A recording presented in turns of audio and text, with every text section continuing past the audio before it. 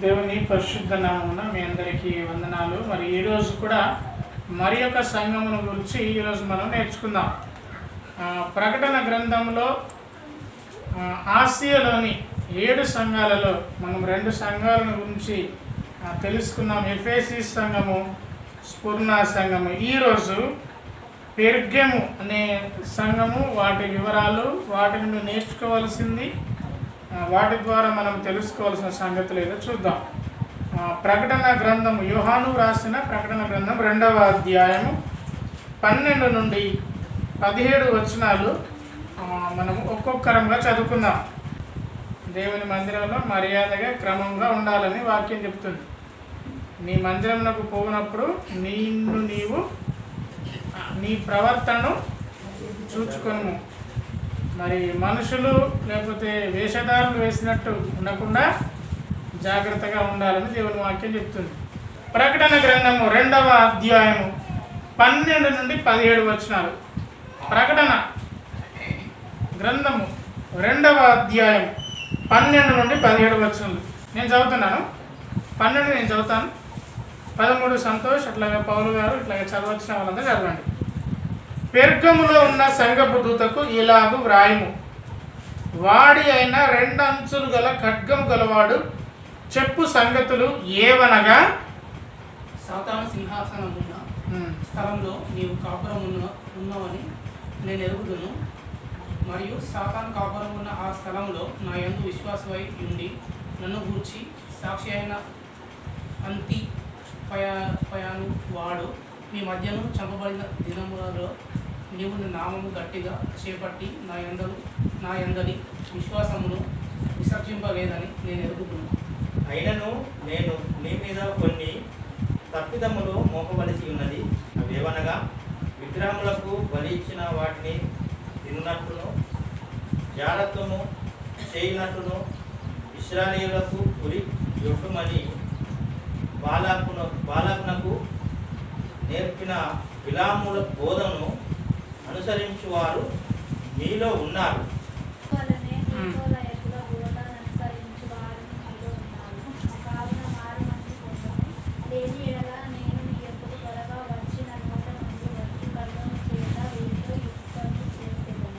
సంభవములతో ఆత్మ చెప్పుతున్న మాట చెవిగలవాడు వినును కాక, జయించువానికి మరుగైన మన్నాను కుదింప ఇస్తుంది, మరియు అతనికి తెల్ల రాతి ఇస్తుంది. ఆ రాతి మీద చెక్కబడిన యొక్క క్రొత్త పేరును పొందిన వానికే కానీ అది మరి ఎవరికి తెలియదు. ప్రార్థన చేద్దాం. ప్రేమగల తండ్రి, కృపగల నాయన, పెర్గము సంఘము ద్వారా మాతో మీరు మాట్లాడబోతున్నందుకు వందనాలు చెల్లిస్తున్నాం. పెర్గము సంఘము వారి క్రియల ద్వారా మీరు మాతో అనేక సంగతులు మాట్లాడతారని నమ్ముతున్నాను. నిలవబడిన నన్ను మీరు బలపరచండి. నా మాటలు తండ్రి, మరి నీవు నాలో ఉండి తండ్రి, నీ నోటికి బురగా నన్ను మీరు వాడుకోనండి. మీ వాక్యం ద్వారా అనేక సంగతులు సంగమునకు నేర్పించండి. సరి చేసుకోవలసినవి సరి చేసుకున్నటకు, ఒకవేళ మేము బలపరచబడ్డ విషయాలను ఇంకా స్థిరంగా నిలబడటకు నీ కృపనిమని యేసునామమున ప్రార్థిస్తున్నాం తండ్రి, ఆమేన్. పెర్గము సంఘం, ఆసియాలో ఉన్న 7 సంఘాలలో మనం ఈరోజు చూడబోతుంది పెర్గము సంఘం. ఈ పెర్గము సంఘము ఎఫెసీ సంఘానికి ఉత్తరాన 160 కిలోమీటర్ల దూరంలో ఉంటుంది. అపోస్తలుడైన పౌలు పరిచర్య చేసిన సంఘమే. గడిచిన వారం ఒక సంఘము గురించి మనం వివరణ తీసుకున్నాం. అది స్ఫుర్ణ సంఘం. ఆ స్ఫుర్ణ సంఘానికి దాదాపుగా 50 మైళ్ళ దూరం, అంటే సుమారుగా 70 నుండి 80 కిలోమీటర్ల దూరంలో ఈ పెర్గము సంఘం ఉంటుంది. ఈ పెర్గము సంఘం గురించి ఈ పెర్గము సంఘం యొక్క క్రియ గురించి అంటే 6 వచనాలు మనకు ఇక్కడ ఇవ్వబడినవి.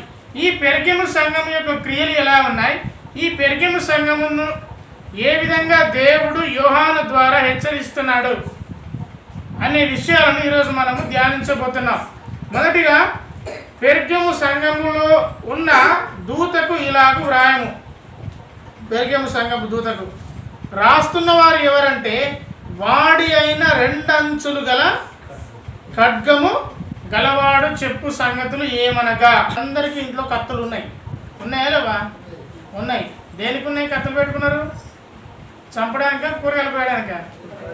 ఓకే, కూరగాయలు కూడా అన్నా చంపడమే, ఎందుకంటే కూరగాయలకు కూడా ప్రాణం ఉంటుంది. ఓకే, కూరగాయలు చంపి కోసుకొని తినడానికి ఎన్ని అంచులు ఉంటాయి? ఒకటే ఉంటుంది. ఒకవైపు పిడి, ఇంకోవైపు అంచు. పిడితో పట్టుకుంటాం, అంచుతో కొత్తాం. రెండంచులు గల ఖడ్గం రెండు వైపులా దుయ్యగలదు. అటువైపు పోతే తెగుతుంది, ఇటువైపు పట్టుకున్నా తెగుతుంది. రెండంచులు గల ఖడ్గం. అటువంటి ఖడ్గము వాక్యం. వాక్యం సమర్థించుకోవడానికి ఏముండదు ఇటు.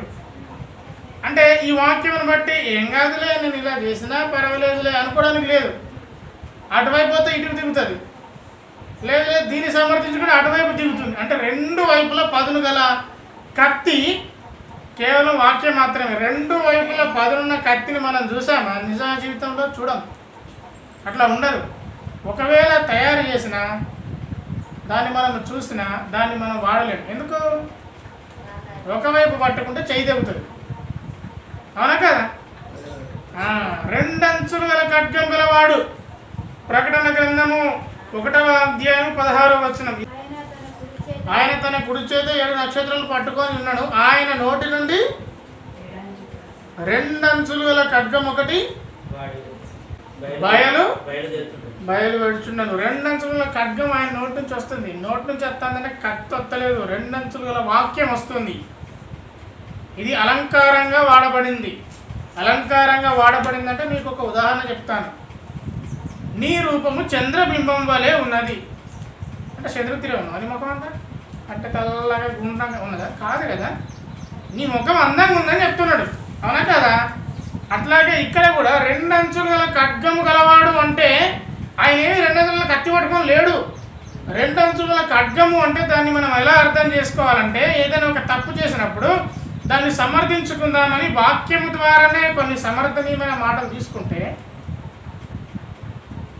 వాక్యం ద్వారా సమర్థమైన మాటలు తీసుకున్నా రెండో వైపుగా మనం ఎంత సమర్థించుకున్నా తప్పు ఎత్తి చూపుతుంది. అంటే సమర్థించుకుందామని ఎంత ప్రయత్నం చేసినా తప్పే, అవునా కదా? ఆ తప్పును స్పష్టంగా చూపేది వాక్యం. ఆ వాక్యము గలవాడు, ఆ వాక్యము ఆయన నోటి నుండి బయలుదేరుతుందంటే ఆయన నోటి నుండి అటువంటి మాటలు వస్తున్నాయి. వాక్యము విన్నప్పుడు అది మనకు ఎలా ఉంటుందంటే మన తప్పులను ఎత్తి చూపుతుంది. ఒకవేళ మనము సరిగా ఉన్నామనుకోండి, మనల్ని ప్రోత్సహిస్తుంది. వాక్యం చెప్పినప్పుడు ఒకవేళ అరే నిజమే కదా, నేను అలా ఉన్నాను అని నీకు అనిపిస్తే నువ్వు ప్రోత్సహించబడతావు. ప్రోత్సాహం అవసరమా కాదా? అవసరం. ఇప్పుడు ఏమన్నా చిన్నపిల్లవాడికి ఒక దాంట్లో గేమ్లో ఫస్ట్ వచ్చాడు అనుకో, వెరీ గుడ్ అంటే ఇంకా అతడు కష్టపడతాడు, కాదా కదా? కాబట్టి ప్రోత్సాహం అవసరం, ఎంకరేజ్మెంట్ అవసరం.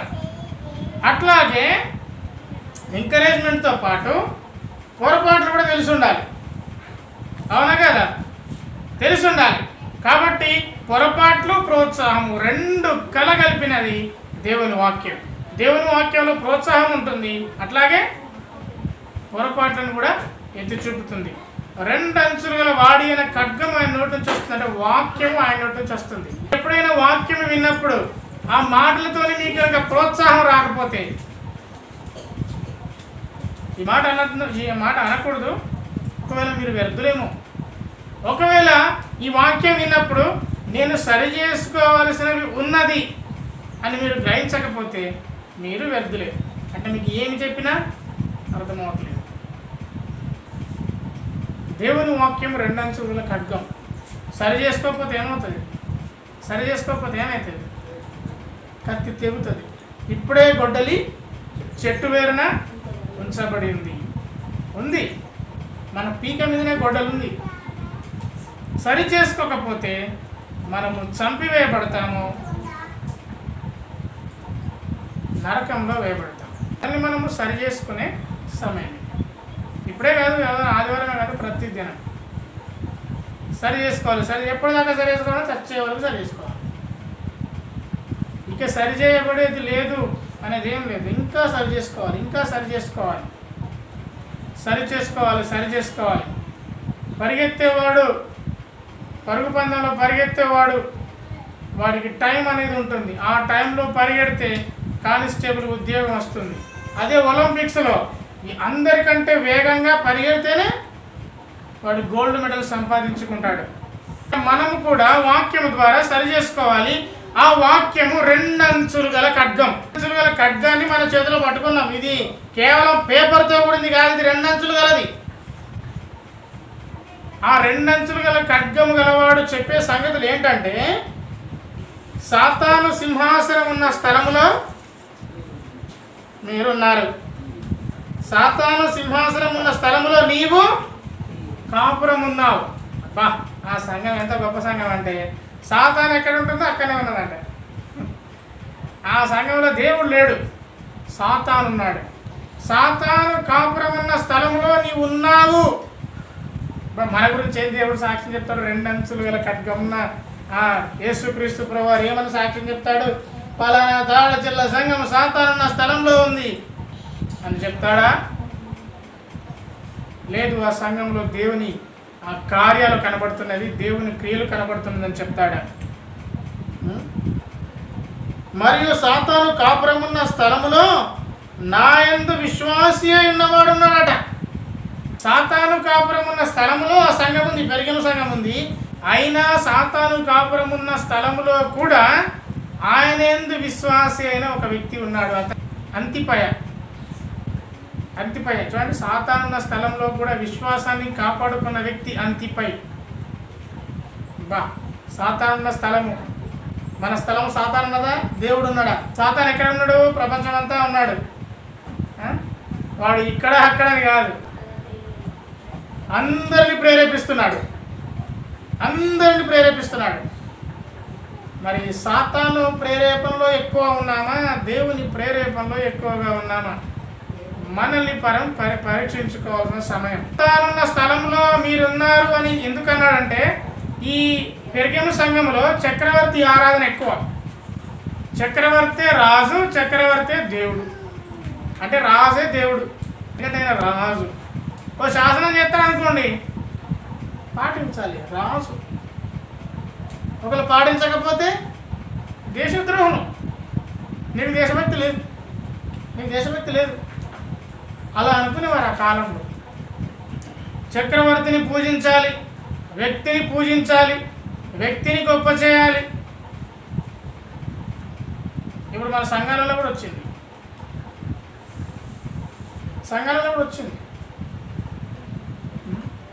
దేవుని పూజ పక్కకు పోయింది. మన సంఘంలో అట్లా లేదులేండి, నన్ను ఎవరు పూజించట్లేదు, నేను అట్లా ఏం కోరుకోవట్లేదు. కానీ పాలయ్య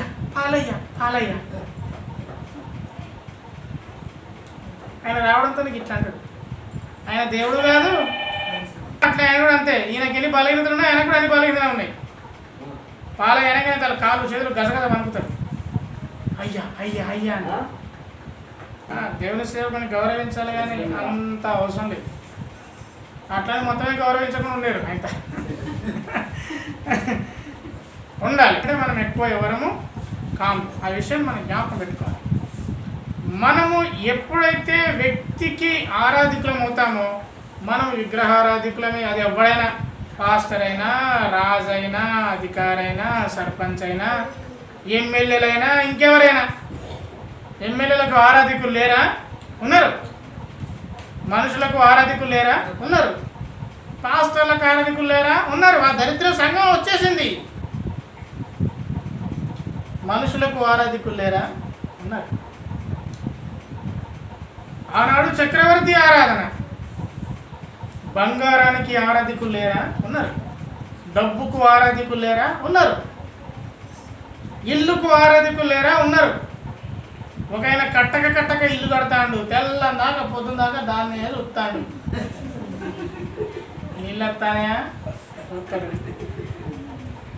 మళ్ళీ పోయి చూసిరే, సాయంత్రం పోయి చూసిరే, పొద్దుందాకా చూసిరే, తెల్లందాకా చూసిరే. దానికో పని పెట్టిండు. వాడు ఎవడో కదా నా ఫ్రెండే. వాడు పని ఏంటంటే నీళ్ళు కొట్టాలి. నీళ్ళు కొడతారు కదా, ఆయన ప్రతి 10 నిమిషాలకు వచ్చి చూసిరే. ఆయన అంటాడు, నీళ్లు బిల్డింగ్ మీద కొడితే దారగా ఇట్లా గారల్లట. ఎంతని గారుతుంది చెప్పండి? బిల్డింగ్ మీద నీళ్ళు పడితే ఎంతసేపు ఉంటుంది? ఇష్టం ఆరాధన, ఇష్టం ఆరాధన. ఆరాధన ఏదైనా కానీ దేవుని కంటే ఎక్కువ స్థాయికి వెళితే అది విగ్రహారాధనే. దేవుణ్ణి పూజించవలసిన నీవు దేన్ని పూజించినా నీవు విగ్రహారాధికుడివి. అది ఎవరైనా కానీ. ఆనాడు చక్రవర్తి ఆరాధన ఎక్కడ ఉంటుందో అది సాతానున్న స్థలం అనుకుంటారు కదా. దేవుడు దేవుడు అనుకుంటారు. దేవుడు కాదు, దయ్యం. ఎప్పుడైతే దేవుని నువ్వు హెచ్చించక మనిషిని ఎప్పుడైతే నువ్వు పెట్టుకుంటావో ఆ మనిషి అనే దయ్యం నీలో ఉంటుంది. సాతానున్న స్థలంలో నువ్వు కాపురం ఉన్నావు. కానీ అంతగా ఆ ఉన్న స్థలంలో కూడా ఒక విశ్వాసున్నాడు. అతని పేరు అంతిపయ. సాతాను ఈ గ్రామంలో ఉన్నాడు. మరి అంతిపయ లాంటి విశ్వాసము మనకు ఉన్నదా?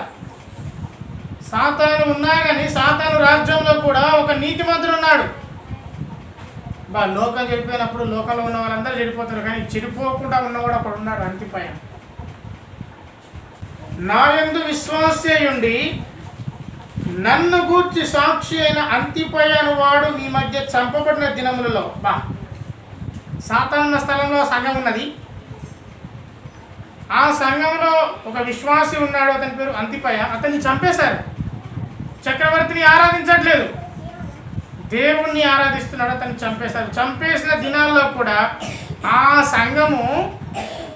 సంఘము నా యందు విశ్వాసాన్ని విసర్జింపలేదు. సాతాను కాపురం ఉన్న స్థలంలో, సాతానున్న స్థలంలో సంఘం ఉన్నది.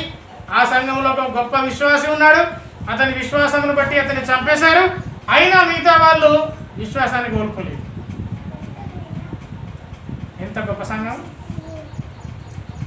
ఎంత గొప్ప సంఘం! ఈనాడు కూడా అటువంటి వారిపైన దేవుని తీర్పు రాబోతుంది. మనల్ని అన్యాయంగా చంపేసిన వారిపైన మాటలతో చంపడానికి కత్తులే అవసరమా? మాటలు సరిపోవా? మాటలతో చంపినా, చేతులతో చంపినా తీర్పు రాబోతుంది. యోహాను సువార్త 12వ అధ్యాయము 31వ వచనం.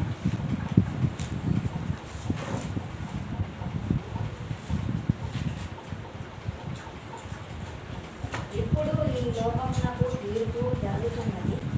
ఇప్పుడు ఈ లోకాధికారి బయటకు తోసివేయబడును. యేసుక్రీస్తు ప్రభువారు అన్న రెండవ రాకడ గురించి అన్నాడు. లోకాధికారి బయటకు తోసివేయబడును. తీర్పు జరగబోతుంది.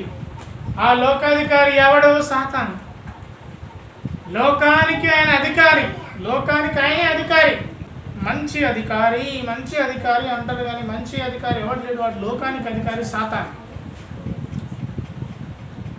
సాతానుకు తీర్పు జరగబోతుంది. ఈ విధంగా నన్నే పూజించాలి అనే వ్యక్తులపై అనేవాడిపైన. అట్లాగే యోహాను సువార్త 14:30వ వచనం చూడండి. యోహాను సువార్త 14వ అధ్యాయం 30వ వచనం. ఈ లోకాధికారి వచ్చుచున్నాడు, నాతో వానికి సంబంధం ఏమీ లేదు. లోకాన్ని పరిపాలించే అధికారి, లోకాధికారి ఏమనుకుంటాడంటే నన్నే పూజించాలి, ఫస్ట్ నన్నే పూజించాలి, నా మాట వినాలి. నా మాట వినాలని అధికారి యొక్క శాసనం చేసినప్పుడు షడ్రకు మెషకు అబేద్నెగోలు భయపడలేదు, దానియేలు భయపడలేదు. అలాంటి విశ్వాసాన్ని మనం పొందుకోవాలి. రాబోతున్న దినాలు శ్రమతో కూడిన దినాలు, శ్రమగల దినాలు. మీకు అర్థమవుతుంది ఈ శ్రమలు ఎంత భయంకరంగా ఉన్నాయో. అంతము వరకు సహించిన వాడు దేవుని రాజ్యంలో ఉంటాడు. నీవు నా యందలి విశ్వాసాన్ని విసర్జించలేదు. ఇటువంటి వారితోని సంఘం పోరాడుతూనే ఉంటుంది. సంఘంలో ఉన్న విశ్వాసులు బలంగా ఉంటారు, ఎప్పుడు స్థిరంగా ఉంటుంది.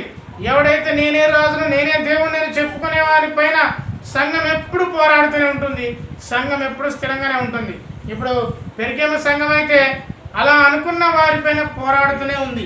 ఎట్లా పోరాడుతుంది? కత్తులతోని కాదు, వారి మనసును దేవుని పైన పెట్టి విశ్వాసాన్ని కోల్పోకుండా, దేవుడి యందు విశ్వాసాన్ని కోల్పోకుండా సంఘం పోరాడుతుంది.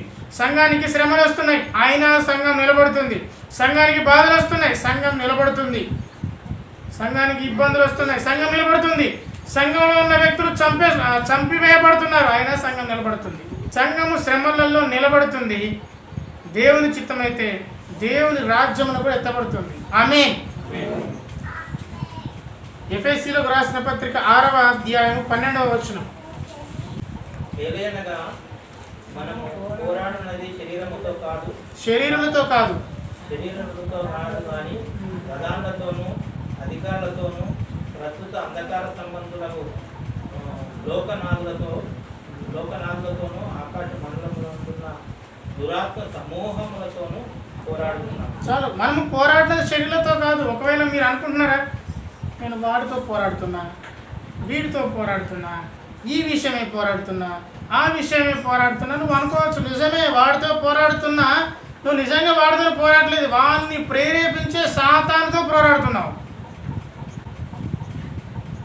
సాతాను వాడిని ప్రేరేపిస్తుంది, నువ్వు అందరిని పోరాడుతున్నావు అనుకుంటు. నువ్వు పోరాడినది వ్యక్తులతో కాదు, దురాత్మల శక్తులతో పోరాడుతున్నావు. ఈ పోరాటంలో అంతిమ విజయం నీదే. ఆమేన్. ఈ పోరాటంలో అంతిమ విజయం నీదే. సంఘము పోరాడుతుంది, సంఘంలో ఉన్న దేవుని బిడ్డలందరూ పోరాడుతున్నారు. వాళ్ళు పోరాడినది మనుషులతో కాదు. ఒకవేళ నీవు అనుకోవచ్చు, ఈ పోరాటం నేను మనుషులతో పోరాడుతున్నా, పలానా వ్యక్తితో పోరాడుతున్నా నువ్వు అనుకోవచ్చు. కానీ నీవు అనుకున్నట్టు కాదు, నీవు వాన్నే ప్రేరేపిస్తున్న సాతానుతో పోరాడుతున్నావు. ఆ పోరాటంలో కూడా సంఘము తుది వరకు మరి స్థిరంగా ఉంటుంది. 2వ తిమోతి 2వ అధ్యాయము 4వ వచనం. సత్య విషయమైన అనుభవ జ్ఞానము వారికి కలుగుటకై దేవుడు ఒకవేళ ఎదురాడు వారికి మారు మనసు దయచేయను. అందువలన సాతాను తన ఇష్టము చొప్పున చెరపట్టిన వీరు వాని ఉరి నుండి తప్పించుకొని మేలుకొలుదురేమో అని ప్రభు యొక్క దాసులు అట్టివారిని సాత్వికంతో శిక్షించాలి. జగడమాడొద్దు, సాధువుగా ఉండాలి, బోధించాలి, కీడుకు సహించువాడిగా ఉండాలి. మీరు అనుకుంటారు కదా, వాడు బాగా చండాలంగా ఉన్నాడంటే మీరు అనుకోవాలి వాడిని సాతాను చెరపట్టింది. చెరపట్టినవాడు ఎక్కడ ఉంటాడు? జైల్లో ఉంటాడు. జైలు నుంచి బయట తీసుకొస్తావా ఎవరన్నా? నీ సొంత శక్తితోని తీసుకురాలి. సాతాను వాడిని ఈడ్చుకొని పోయింది, ఈడ్చుకొని పోయి వాడిని చెరలో వేసింది. బా, ఎంత గొప్ప వాళ్ళు మన క్రైస్తవుల్లో కూడా. మందు సీసాలు అమ్ముకునేటోళ్ళు, మందు తాగేటోళ్ళు, మందు బాటిల్ పట్టుకునేటోళ్ళు, బూతులు మాట్లాడేటోళ్ళు, వీరందరినీ సాతాను చెర పట్టుకొని పోయింది, చెరలో వేసింది. అందుకే ఆయన తెల్లారు లేస్తే మందు సీసాలు ఎత్తుకుతాడు. తెల్లారు లేస్తే వానికి మందే కావాలి. నేను పొద్దున వాకింగ్ పోతా అంటే మన క్రైస్తవుడే ఒకడు మందు సీసా తీసుకుంటాను. నన్ను చూసిన తలకిందికి వేసింది. ఇక నేను చూస్తే ఇంకా బాధపడతానే నా మొహం అడుగుతాను. మనమే భయపడాలి. ఇప్పుడు నేను చూసింది అనుకో, తెల్లారు నా ముందే తీసుకుంటాడు. ఇంకేమి చూడకపోతే కాస్త భయం అని ఉంటుంది. అయ్యో నేను చూసిందేమో, చూడలేదు కదా అని అనుకో భయం అని పడుతుంది. నా చూడని టపటపటప్పుడు బండి లోపల వెచ్చిపోతాను. మన క్రైస్తవ విశ్వాసి, మన క్రైస్తవ పిల్లలు, మన క్రైస్తవ యవనస్తులు సాతాను వారిని చెరపట్టుకొని పోయింది. అదే మందు సీసా తీసుకున్నాడు, 10 రూపాయల కొత్తిమీర తీసుకురాడు, కానీ 100 రూపాయలు పెట్టి మందు కొంటాడు. సాతాను చెరపట్టుకొని పోయింది. 100 రూపాయలు పెట్టి కూరగాయలు తీసుకురాడు వాడు, 200 పెట్టి మందు సీసా కొంటాడు. సాతాను వారిని చెరపట్టుకుపోయింది. అటువంటి వాడిని ఏం చేయాలి? తాగుతావురా అనుకుని కొట్టామనుకో వాడు ఇంకా తాగుతాడు. ఎలా శిక్షించాలో వాక్యం చెప్తుంది. మొదటిగా సాత్వికంతో శిక్షించాలి. వాటితో జగన్ పెట్టుకోవద్దు. ఉన్నాయా లేదా? తాగిరని లొల్లి పెట్టుకున్న కుటుంబాలు ఉన్నాయి. ఇంకా లొల్లి పెట్టుకోవడం వల్ల ఏమి సాధించలేం. జగడం ఆడద్దు. సాత్వికంతో శిక్షించాలి, బోధించాలి. బోధింప సమర్థత కలిగి ఉండాలి. ప్రార్థన చేయాలి, తండ్రి నాకు వానికి ఎట్లా బోధించాలి నాకు అర్థమవుతలేదు, సహాయం చేయి. బోధించే సమర్థత ఉండాలి. కింద కూర్చొని ఇట్లా మాట్లాడితే అట్లా మాట్లాడితే అనొచ్చు. బైక్ వచ్చి మైకి పట్టుకుంటే కాళ్ళు చేతులు వణికిపోతాయి. బోధింప సమర్థత కలిగి ఉండాలి. అట్లాగే కీడు సహించేవాడుగా ఉండాలి. ఒకవేళ వాడు కీడు చేస్తాడు, సహించి సాత్వికంతో వానికి బుద్ధి చెప్పాలి. బుద్ధి చెప్పినప్పుడు దేవుడు అతన్ని రక్షిస్తాడు. దేవునికి స్తోత్రం. ఇక బోధింప సమర్థత లేదు, శిక్షణ ఎట్లాగో తెలియదు, జగడం మాట మాత్రం తెలుసు. అందుకే తాగుబోతు ఇంకా తాగుబోతుగానే ఉన్నాడు, పనికి మాలినవాడు ఇంకా పనికి మాలినవాడిగా ఉన్నాడు, యవనస్తులు చెడిపోతున్నారు. కాబట్టి అటువంటి వారిని దారిలోకి తెచ్చుకోవాల్సిన బాధ్యత సంఘమునకు ఉంది, సంఘంలో ఉన్న బిడ్డలందరిపైన ఉంది. ఆమేన్. కాబట్టి మనకు బోధింప సమర్థత కావాలి. అందుకేనేమో నాకు చాలా చూస్తుంటా కదా, తల్లిదండ్రుల మాటలు పిల్లలు వినరు కానీ పక్కింటి వాళ్ళ మాటలు బాగా వింటారు. ఎందుకు? తల్లిదండ్రుల దగ్గర ఏం లేదు, బోధించే సమర్థత లేదు. తల్లిదండ్రులతో మర్యాదగా ఉండడు, ఇష్టం మాట్లాడతారు, కానీ పక్కింటి వాళ్ళతో మర్యాద ఉంటాడు. ఎందుకు? బోధించే సమర్థత లేదు. ఒప్పుకొని తండ్రి అది నాకు కావాలని ప్రార్థన చేద్దాం. ఆమేన్. ఆ బోధింప సమర్థతలోనికి మనం నడిపించబడుదుము గాక. పేతురు రాసిన మొదటి పత్రిక 5వ అధ్యాయం 8వ వచనం. పేతురు రాసిన మొదటి పత్రిక 1 పేతురు 5వ అధ్యాయం 8వ వచనం. నిబ్బరమైన బుద్ధి గల వారే మెలకువగా ఉండండి. మనందరికీ బుద్ధి లేదా? బుద్ధి ఉంది, కానీ నిబ్బరమైన బుద్ధి ఉందా లేదు? నిబ్బరమైన బుద్ధి గల వారి మెలకువగా ఉండు. ఎందుకంటే మీ విరోధి అయిన అపవాది గర్జించు సింహము వలె ఎవరిని మృంగుదునా అని వెతుకుచు తిరుగుతున్నాడు. వానికి అవకాశం ఉంటే హానోకును కూడా మింగిపారదామని చూస్తాడు. వానికి అవకాశం ఉంటే దానియేలు కూడా మింగుదామని చూస్తాడు. అవకాశం ఉంటే పౌలును కూడా మింగుదామని చూస్తాడు. అవకాశం ఉంటే మన అందరినీ మింగేద్దామని చూస్తాడు. నిబ్బరమైన బుద్ధి కలిగి ఉండాలి. భయము లేని బుద్ధి, గ్రహించగలిగేంత బుద్ధి, స్థిమితమైన బుద్ధి, సాధువు కలిగిన బుద్ధి, జగడమాడని బుద్ధి. జగడాలతోని సమస్యలు పరిష్కారం అయితే ఎక్కువైతాయా? చెప్పండి. అందరు ఇక్కడ అన్నారు కదా, జగడాలతోని సమస్యలు పెరుగుతాయి తగ్గుతాయా? పెరుగుతాయి. కుటుంబాల్లో అయినా బయట అయినా. కుటుంబాల్లో జగడం పెట్టుకున్నా పెరుగుడే, సమస్య పెరుగుడే. జగడంతో ఎవరిని నియంత్రించలేవు. నియంత్రిద్దాం అనుకుంటావు కానీ ఇతను కాదు. వాక్యమే చెప్తుంది. నేనేమి కొత్తగా ఎవరితో నేర్చుకున్నాను కదా, వాక్యంతోనే నేర్చుకున్నాను. జగడమాడని వాడిగా ఉండాలి. ఒక కుటుంబం నాకు తెలుసు, భార్యాభర్తలు క్రైస్తవులే. 9 గంటలకు భర్త వస్తాడు ఇంటికి. ఉదయం అంతా పని చేసేది 6 గంటల వరకు. ఇంకో 3 గంటలు ఏం చేస్తాడు? ఇంటికైతే భార్యలు వదిలిపెడతాడు. మరి 9 గంటలు లేట్ వస్తాడు కదా, నేను లొలివేయడం వల్లే వస్తాను కదా అని అనుకోదు. 9 తర్వాత సౌండ్ మొదలు పెడతాడు, మైక్ మొదలు పెడతాడు, ఆ లొల్లి. మళ్ళీ పొద్దున్న ఎత్తనే 9 గంటలకు పోయాడు, 6 గంటలకే బయటికి పోతాడు. ఎందుకు? 6 గంటలకు సౌండ్ మొదలవుతుంది. తెలుసు, ఆ కుటుంబం నాకు తెలుసు. వారిద్దరిని సముదాయించాలని కూడా చూశాను. సముదాయించినట్టే ఉన్నారు, కానీ నేను కనుక్కుంటే మళ్ళీ మొదటికి ఎత్తాడట. ఓ వాళ్ళకి చెప్తావా అంటాను. జగడం ఎందుకు? ఆయన తప్పు చేస్తానని ఈమె అనుమానం. వాడు తప్పే చేసినొచ్చు, కానీ జగడమాడితే ఇంకెక్కువ తప్పు చేస్తాను కూడా. మరి ఆ బుద్ధి, ఆ నిబ్బరమైన బుద్ధి నీకు లేకనే కదా. లేదు. ఇదే వాక్యం ఆమెకు చెప్దాం అనుకుంటాను, చెప్తా కూడా త్వరలో. జగడమాడే ఇంట్లో దయ్యం ఉంటుంది, గుర్తుపెట్టుకోవాలి. జగడమాడే ఇంట్లో సాతాను ఉంటాడు, గుర్తుపెట్టుకోవాలి. ఆనాడు ఉన్న సంఘంలో ఆ పరిస్థితి ఉన్నప్పుడు వారందరూ విశ్వాసంతో ఉన్నారు చాలామంది. మరొక మాట, 1 యోహాను 5:19. 1 యోహాను 5:19, 5వ అధ్యాయం 19వ వచనం. మనము దేవుని సంబంధమనియు లోకమంతయు కూడా దుష్టుని యందు ఉన్నదని తెలుసుకోమంటాడా? తెలుసుకున్నావా? ఎరుగుదుము. తెలుసు మనకు. లోకమంతా కూడా దుష్టుని సంబంధి. లోకం ఏం నేర్పుతుంది? మంచి నేర్పుతుందా? నేను చెప్పు, లోకం మంచిగా నేర్పుతుందా? లోకంలో పోతే మీకు ఏం కనబడుతుంది? మంచిగా కనబడుతుందా? మంచి నేర్పుతుందా? నేర్పదు. ఒకవేళ లోకంలో ఉన్న వ్యక్తులతో మాట్లాడినా మీరు మంచి నేర్చుకోలేదు. ఎందుకంటే వాళ్ళు మాట్లాడేది చెడు. విన్నారా? ఇప్పుడు ముచ్చట పెడతాంటే మీరు చెడు. లోకమంతా కూడా దుష్టుని సంబంధి. అటువంటి దుష్ట సంబంధమైన సాతానున్న స్థలంలో సాతాను సింహాసనం అంటే సాతాను కూర్చే ఉంది. చక్కగా సాతాను రాజధానే పెరిగేమ సంఘంగా ఉంది. ఇప్పుడు మన రాజధాని ఢిల్లీలో ఉంటాడు ప్రధానమంత్రి, రాజు. మనకు సాతానున్న సంఘము పెరిగేమ సంఘము. ఆ సంఘములో విశ్వాసులు ఎలా ఉన్నారంటే స్థిరంగా ఉన్నారు. విశ్వాసులు విశ్వాసంతో ఉన్నారు.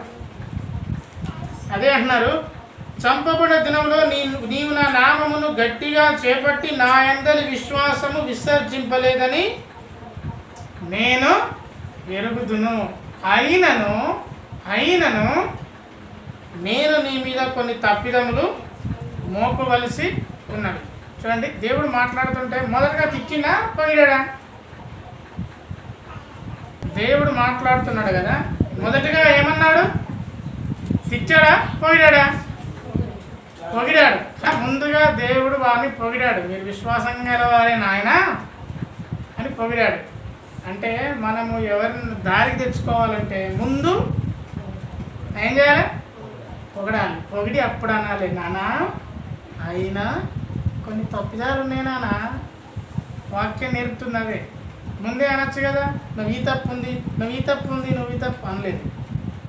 ముందు నీకు విశ్వాసం ఎక్కువ నాన్న, నువ్వు చచ్చినా కానీ విశ్వాసాన్ని కాపాడుకున్నావు నాన్న, నువ్వు చాలా గొప్పవాని నాన్న, కానీ నాన్న నీ మీద కొన్ని తప్పులు నేను నాన్న, అవి ఏం చిన్నచిన్నవి కాదు, భయంకరమైనవి, విశ్వాసాన్ని కప్పిపెట్టే తప్పులు. విగ్రహములకు బలి ఇచ్చిన వాటిని తింటావు, విగ్రహాలకు బలిస్తే తినేస్తావు, జారత్వము చేస్తావు, ఇశ్రాయేలుకు ఉరియొడ్డుమని బాలాకునకు నేర్పిన బిలాము బోధను అనుసరిస్తావు. అక్కడ నమ్మకమైన సాక్షి ఉన్నాడు అంతిపై అనేవాడు, వాడు చచ్చిపోయాడు, అయినా కానీ అతని బట్టి విశ్వాసంలో ఉన్నారు. హతసాక్షి ఆ ప్రాంతంలో ఉన్నాడు. అట్లాగే అక్కడ సాతానే ఉన్నాడు. సాతాను ఆహ్వానించిన ప్రదేశంలో ఆ సంఘం ఉంది. అయినా వారు విశ్వాసాన్ని కోల్పోలేదు. కానీ వాళ్ళు విగ్రహంలోకి బలి అర్పించిన వాటిని తింటారు. ఫ్రీగా వస్తే చెప్పండి, ఫ్రీగా వస్తే ఫినాయిల్ అయినా తాగేవాళ్ళు. ఆడ భోజనం పెడతారా అంటే అది ఎటువంటి భోజనము, వాడు విగ్రహాలకు పెడతాడా, పోవచ్చా పోకూడదా తేడా లేదు. పోయినావా, కడుపు నింపుకున్నావా, ఇంటికి వచ్చిపోయినావా. లేరా ఈనాటి క్రైస్తవులలో కూడా లేరా? విగ్రహార్పితము మనం ముట్టుకోవద్దు, విగ్రహార్పితం అసలే ముట్టుకోవద్దు. విగ్రహాలకు బలిచ్చిన వాటిని మనం అసలే తినద్దు. ఏం కాదు, విగ్రహాలకు బలిచ్చినాయి గయ్య కూరలు కదా, గయ్య అన్నం కదా, ఏమున్నది? కొరంతి పత్రికలో కూడా చెప్తాను కదా, ఏమనుకోకపోతే తినచ్చు. కానీ విగ్రహాలకు బలర్పించిన వాటిని మనము తినడానికి వీల్లేదు. ఆ సంఘం అదే తప్పు చేసింది, విగ్రహాలకు బలర్పించి తినేస్తున్నారు. ఆహారము మన కొరకు ఆహారము ఏదైతే తింటే అస్సలే మనం తినకూడదు. విగ్రహాలకు బలర్పించిన వాటిని తినకూడదు.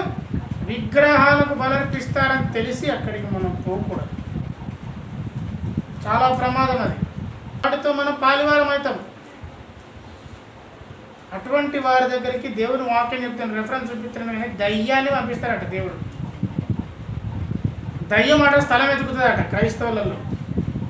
ఈ ఇంటికి వచ్చినాం, ప్రార్థన చేసాం, నీ బుద్ధి మారింది, నీ మనస్సు మారింది, దయ్యం నీ నుండి వెళ్ళిపోయిన తర్వాత దయ్యం ఏం చెప్తుంది అంటే ఎతుకుతాడు, ఇంకెక్కడ దొరుకుతారా, ఎవడన్నా దొరుకుతారా అని ఎతుకుతాడు. ఎతికేసరికి ఎతుకంగా వారికి అందరికీ కూడా బుద్ధి మారి అందరూ మంచుకున్న తర్వాత ఒకసారి మళ్ళీ నీ ఇంటికే వస్తుంది.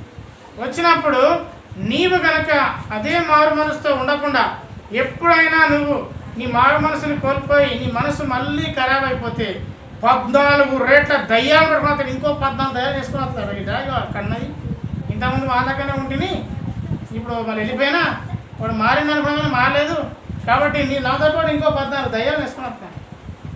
అప్పుడు మొదటి స్థితి కంటే కడపటి స్థితి మరీ ఘోరంగా విగ్రహాలతో మనకు గుర్తుండకూడదు. ఇక రెండవది జారత్వము చేయనట్లు వ్యభిచారం. అబ్బా ఇది ఘోరం. వ్యభిచారం ఎంత భయంకరంగా ఉన్నదంటే అమెరికాలో అయితే ఇక అది అధ్వానం.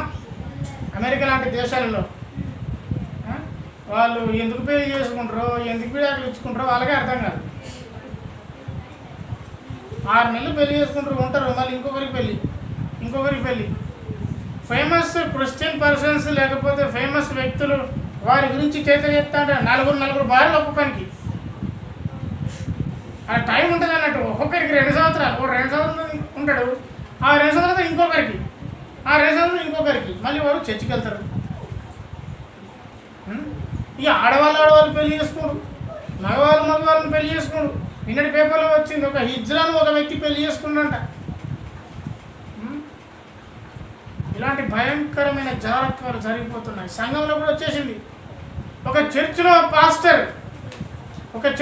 పాస్టర్ ఒక మగోని పెళ్లి చేసుకున్నాడు. కేరళలో ఇది జరిగింది. ఆయన ఇప్పటికీ పాస్టరే. విపరీతమైన జాగ్రత్తం. ఒక 2 ఆడోళ్ళు వారిని విడిచి ఉండలేరు, వీరిని విడిచి వాడు ఉండలేడు. ఎవరు? ఆడవాళ్ళు. విపరీతమైన పాపముతో నిండిపోయింది. సంఘాలలో కూడా అటువంటి వాళ్ళు ఉండడం చాలా బాధాకరం. ఇక జాగ్రత్తం, వ్యభిచారం సంఘములలో కూడా ఉంది, వ్యక్తులలో కూడా ఉంది. సంఘంలో ఉన్న యవనస్తులు చెడిపోతున్నారు. వాడు పెళ్లి చేసుకుంటాడు, ఇంకొక ఇల్లు వానికి ఉంటుంది. అది తెలియకుండా ఇది తెలియకుండా ఇది లోకమంతా తెలుస్తుంది. వాడు చర్చికి వచ్చి భజన చేస్తా అంటాడు. ఎంత ఘోరం! చర్చికి వచ్చి దేవుని స్తుతించుడు అంటే దేవుడు వింటాడు అన్నమాట. ఆ సంఘంలో అటువంటి వాళ్ళు లేనందుకు నేను దేవుని స్తుతిస్తున్నాను. ఉంటే దేవుని శాపం వచ్చును గాక. ఆమెను అనకండి.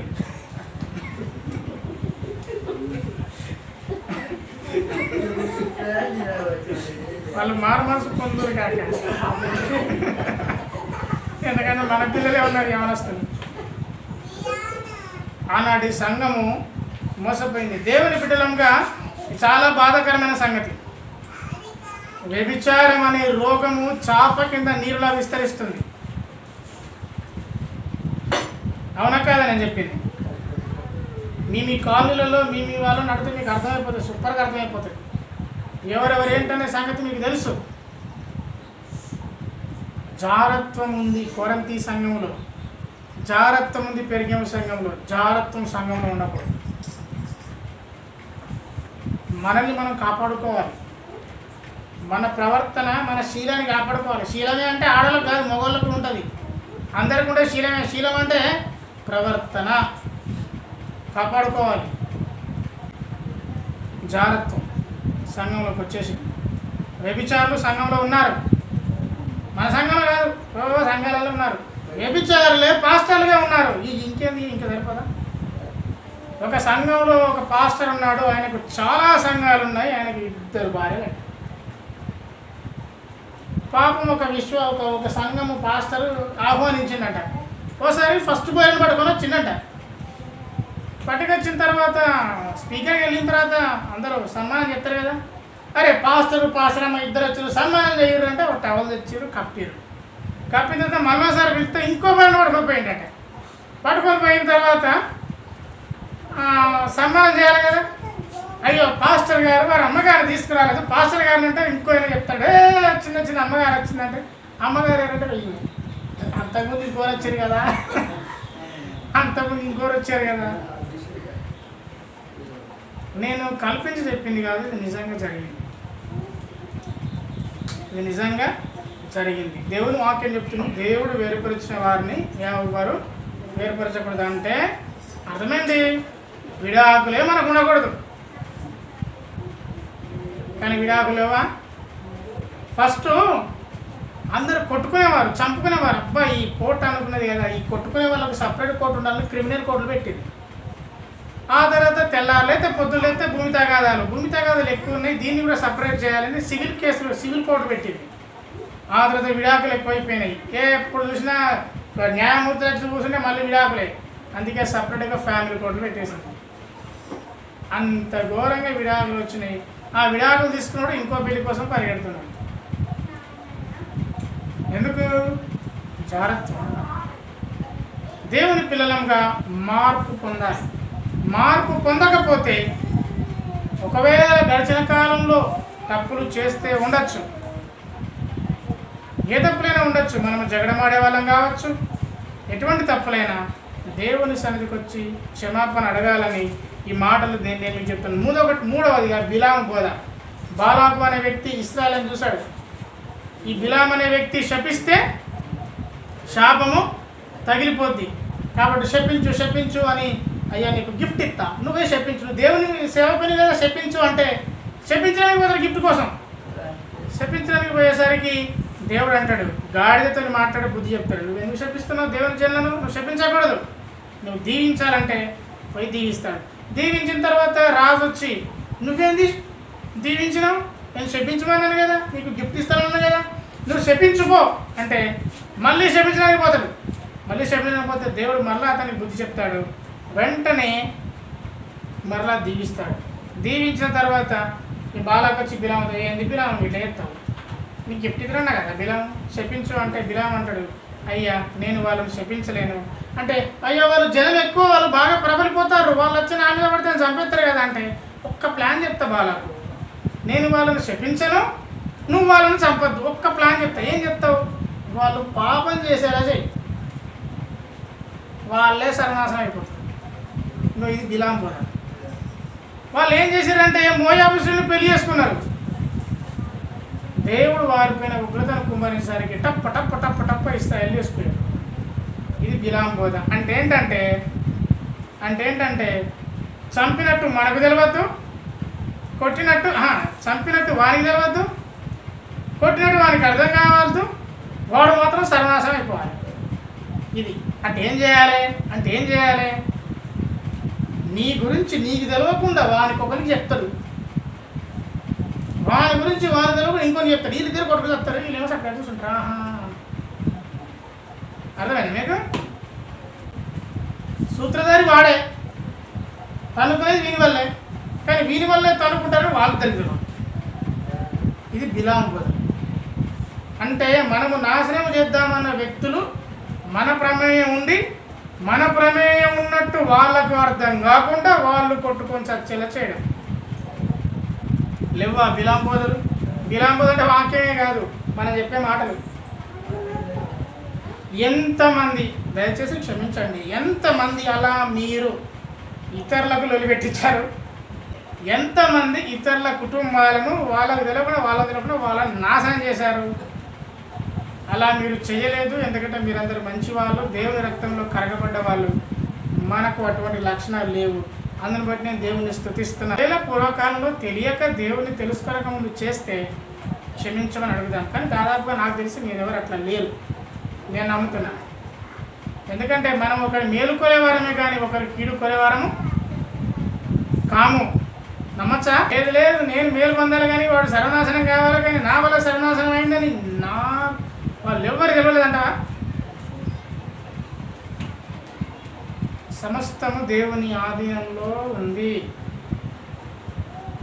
నీ వల్ల ఎన్ని కుటుంబాలు నాశనమైనయో దేవునికి తెలుసు, నీ వల్ల ఎన్ని కుటుంబాలు బాగుపడ్డాయో దేవునికి తెలుసు. నీవు సర్వనాశనం చేసి కూడా నా వల్లనే బాగుపడ్డాయని చెప్పుకుంటానో దేవునికి తెలుసు. దేవుని ముందు మనము దాగలేం. ఆదాము పోయి దాగిండు, దేవుడు ఏమంటాడు? ఆదామా చెప్పండి, ఎక్కడున్నావు? దేవుని తెలియదా? అప్పుడు ఆదాం అంటాడు, అయ్యా నువ్వు తినద్దన్న పండును తినేసరికి నా కళ్ళు తెరవబడ్డే అయ్యా అంటాడు. తెరవబడి నేను దిగంబరిగా ఉన్నానని నాకు అర్థమైందని అంటాడు. ఒక్క మాట మాట్లాడదాం, జనరల్గా మనం మాట్లాడుకుందాం, సాధారణంగా మాట్లాడుతున్నాం. దేవుని పిల్లలు ఆదాము హవ్వ అంటే వారికి బట్టలు లేకుండా దేవుడు ఉంచాడా? మహిమ శరీరంతో కప్పేశాడు. అప్పటి వరకు వారు మహిమ శరీరంతో ఉన్నామని వాళ్లకు తెలియలేదు. పాపం చేసేసరికి మొత్తం బయటకు వచ్చినాయి. అయ్యో మేము ఇంత దరిద్రంగా ఉన్నామా అనుకున్నారు. పిల్లలకు బట్టలు ఇవ్వకుండా ఉంటాడా తండ్రి? మహిమ శరీరంతో కప్పు ఉండడం. అప్పుడు దేవుడు అంటాడు, మీరు దిగంబరులని మీకు ఎవడగా చెప్పింది? అదే ఉంటుందా? ఉండదా? ఆదానికి గొప్పోడు, వాడు తప్పైన వాడికి అర్థమైంది. ఈ కాలంలో మనుషులకు వాడు తప్ప వాళ్ళకి అర్థమవుతుంది. ఆదాయం గొప్పోడు కాదండి, దేవుడి మాటని విసరించడం వల్ల ఆదాం వాళ్ళకి ఇట్లా అయింది. ఇటువంటివి ఉన్నాయా మన సంఘంలో? 3 లక్షణాలు. విగ్రహంలో బలర్పించి తినడం. మనం అసలే తినదు విగ్రహాలు బలర్పించే, అది మటన్ అయినా చికెన్ అయినా గొప్ప భోజనమైనా, అది ఎంత గొప్ప భోజనమైనా మనం తినదు. అవసరమైతే అదే భోజనం ఇంట్లో తెచ్చుకొని చక్కగా ప్రార్థన చేసుకొని వండుకొని తిను, నీకు ఆరోగ్యం ఆశీర్వాదం. అంతే తప్ప ఫ్రీగా దొరికిందని మనం పరిగెత్తకూడదు. రెండవది, వ్యభిచారం సంఘంలో ఉండకూడదు. వ్యభిచారులైన వ్యక్తులు కూడా సంఘాన్ని నడిపిస్తున్నారు, పాస్టర్లుగా ఉన్నారు, యాజకులుగా ఉన్నారు. అటువంటిది మనలో ఉండకూడదు. మూడవది, ఇతరులను సర్వనాశనం చేసే బుద్ధి మనలో ఉండకూడదు. ఆ సంఘంలో అయ్యే ఉన్నాయి, పెరిగం సంఘంలో ఉన్నాయి. కాబట్టి దేవుడి వాక్యం చెప్తుంది, దేవుని వాక్యం ఏం చెప్తుందంటే, నికోలాయితుల బోధ, దేవునికి వ్యతిరేకమైన బోధను అనుసరించే వాళ్ళు ఉన్నారు, జాగ్రత్త అని చెప్పి ఇప్పుడు అంటున్నారు. చివరి మాటల్లోకి చివరికి వచ్చాము. కావున 16వ వచనము, మారు మనస్సు పొందుము. కావున మారు మనస్సు పొందుము, లేనిడల నా నోట నుంచి వచ్చు ఖడ్గము చేత నీతో యుద్ధము చేస్తా. మనుషులతో యుద్ధం చేస్తే గెలవచ్చేమో, కానీ దేవునితో యుద్ధంలో గెలవలేము. స్వయంగా దేవుడే దిగుతాడు, దేవుడు నీతో యుద్ధం చేస్తాడు, దాన్ని నువ్వు తట్టుకోలేవు. కాబట్టి సంఘములతో ఆత్మ చెప్పుచున్నవాడు చెవిగలవాడు వింటాడు. జయించువానికి మరుగైన మన్నా ఇస్తాడు. విగ్రహారాధనను జయిస్తే, నీలో ఉన్న పనికి మారిన కోరికలు తగ్గించుకొని జారత్వానికి దూరంగా ఉంటే, ఇతరులను నాశనం చేయాలన్న బుద్ధిని కనుక నీవు జయిస్తే దేవుడు నీకు మన్నా ఇస్తాడు. ఆనాడు ఇశ్రాయేలు మన్నా తిని చనిపోయారు, ఈనాటి మన్నా యేసుక్రీస్తు ప్రభువారే. ఆ మాట మనకు యోహాను సువార్త 6వ అధ్యాయం 35వ వచనంలో, అట్లాగే యోహాను సువార్త 6వ అధ్యాయం 48 నుండి 51 వచనాల్లో ఉంటుంది. ఆనాడు ఇశ్రాయేలు మన్నా తిని చచ్చిపోయారు, కానీ ఈనాటి మన్నా యేసుక్రీస్తు ప్రభువారు. అట్లాగే తెల్లరాతిని ఇస్తాడు. తెల్లరాతి అంటే ఈ తెల్లరాతి అంటే ఏంటిదంటే పరలోక విందులో ప్రవేశానికి గుర్తు. తెల్లరాతిని ఇస్తాడు. అట్లాగే ఆ రాతి మీద ఒక కొత్త పేరు ఉంటుంది. ఆ పేరు ఎవరికి తెలుస్తుందంటే ఇవ్వబడిన వానికే తప్ప వేరే వానికి తెలియదు. యాకోబు మోసగాడు, అతనికి దేవుడు ఇశ్రాయేలు అని పేరు మార్చాడు. అబ్రాము అనే పేరు తీసేసి అబ్రహాము అని మార్చాడు. మనకు కూడా పేరు మారుస్తాడు. ఏది? సమ్మక్కవై ప్రేమ అని ఇలా కాదు, మన ప్రవర్తనే ప్రేమ అయిపోను గాక. ఆమేన్. కాబట్టి నీ పేరు ఏమైనా ఉండని, నీ ప్రవర్తన నీ పేరును తెలియజేస్తుంది. అలాంటి పేరు దేవుడు నీకు ఇస్తాడు. ఎప్పుడు? మారు మనస్సు పొందితే. దేవుని పిల్లలంగా ఇప్పుడు మనం ఆలోచించుకోవాలి, ఇటువంటి లక్షణాలు మనకున్నాయా? లేకపోతే దేవునికి వందనాలు హరి, ఇంతకాలము అటువంటి గుణమును కాపాడుకోవడానికి నువ్వు నాకు సహాయం చేశావు.